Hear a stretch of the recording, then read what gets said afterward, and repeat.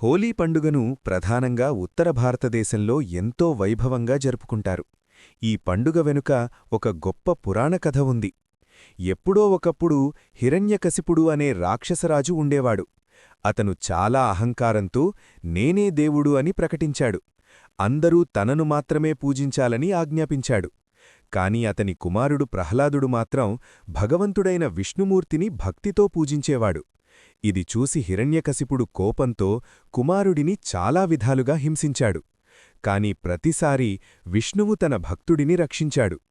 చివరకు హిరణ్యకశిపుడు తన చెల్లెలైన హోలికా సహాయం కోరాడు. హోలికాకు అగ్నిలో కాలిపోని వరం ఉండేది. ఆమె ప్రహ్లాదుడిని ఒడిలో కూర్చోబెట్టి అగ్నిలోకి వెళ్ళింది. కాని భక్తిశక్తి ముందు దుష్టశక్తి ఓడిపోయింది. హోలిక అగ్నిలో కాలిపోయింది, కాని ప్రహ్లాదుడు క్షేమంగా బయటపడ్డాడు. ఈ సంఘటనను గుర్తుచేసుకుంటూ హోలికా దహనం జరుపుకుంటారు. తర్వాత విష్ణుమూర్తి నరసింహుడు అవతారంగా అవతరించి హిరణ్యకశిపుడిని సంహరించాడు. హోలీ ఎందుకు రంగులతో జరుపుకుంటారు?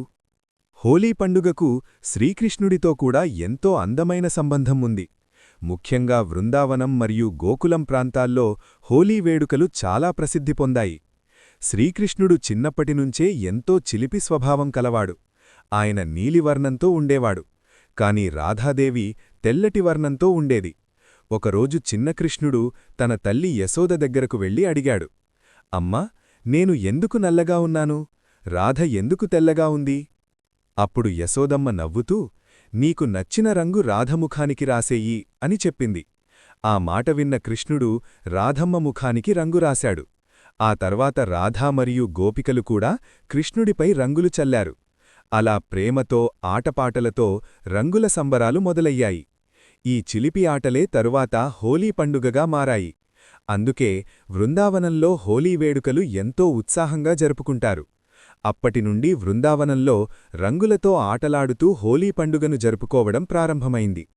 ప్రేమ, స్నేహం, ఆనందానికి గుర్తుగా హోలీ వేడుకలు మారాయి. ఈ హోలీ మీ జీవితంలో చెడును కాల్చి సంతోషం రంగులు నింపాలని కోరుకుంటున్నాను. కామెంట్లో రాధే రాధే లేదా హరి ఓం అని తప్పక రాయండి.